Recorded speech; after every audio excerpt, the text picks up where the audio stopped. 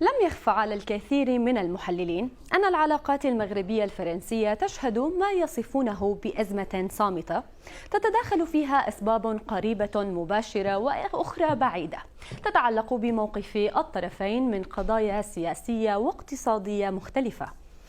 اقتربت هذه الأزمة الصامتة من بلوغ ذروتها بوصف المراقبين إثر خطوات اتخذها الطرفان مؤخرا.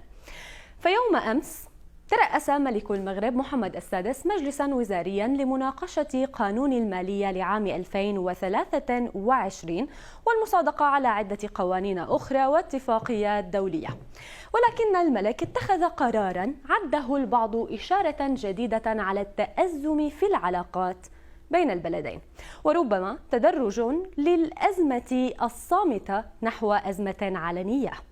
القرار هو تعيين محمد بن شعبون مديرا عاما لصندوق محمد السادس للاستثمار، وبن شعبون هو سفير المغرب الحالي في فرنسا منذ نحو سنة، وبذلك يصبح منصب السفير شاغرا. وقبل ذلك بنحو شهر أعلنت سفيرة فرنسا بالمغرب هيلين لوغال مغادرتها منصب السفير، والمنصب أيضا شاغر منذ ذلك الحين. لذا قرأ البعض في تعيين بن شعبون الجديد وشغور منصب سفير المغرب في فرنسا بأنه رد على مغادرة لوغال وشغور أيضا منصبها. ولكن الشعرة التي قصمت ظهر البعير في الأزمة الحالية بحسب بعض التحليلات هي تخفيض فرنسا للتأشيرات للمغاربة بنحو النصف، وذلك على غرار ما فعلته مع الجزائر وتونس. لكن هناك أسباب كثيرة أخرى، استمعوا إلى بعضها من محمد حمزة أبو الحسن أستاذ العلاقات الدولية المغربي. هذا التوتر لا أظن شخصيا أنه سيصل إلى مرحلة الأزمة والأزمة العلانية، لكن أسبابه لا زالت موجودة. أولا من خلال تضارب المصالح ما بين السلطات المغربية والفرنسية خلال المجال الإفريقي، اختلاف وجهات النظر لكلا البلدين حول القضايا الأمنية خصوصا بمنطقة الساحل وليبيا، إضافة أن المغرب غير ونوع من شركائه ولم تعد لفرنسا تلك المكانة الحظوى بالمقارنة مع الشركاء الجدد للمغرب. أمر مهم وحاسم بالنسبة للعلاقات المغربية الفرنسية وهو قضية الصحراء المغربية، بحيث أن المغرب جعل من هذه القضية المحدد والمرتكز الأساسي والرئيسي لتحديد طبيعة العلاقات التي تجمعه مع مختلف بلدان العالم.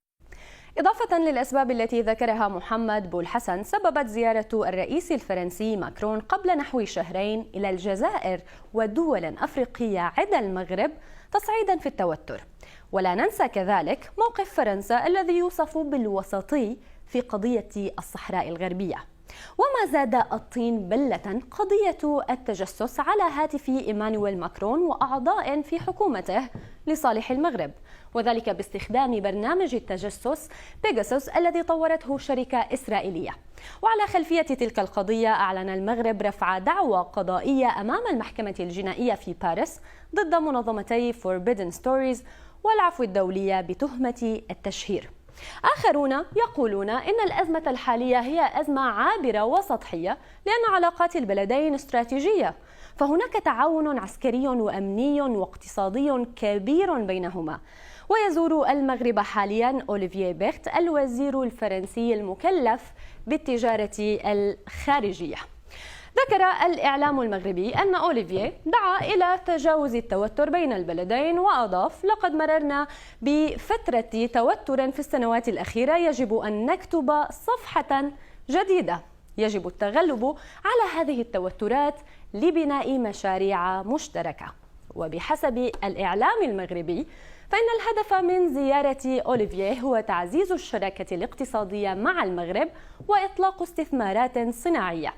وفي عام 2021 بلغت قيمة تجارة فرنسا مع المغرب نحو 11 مليار دولار.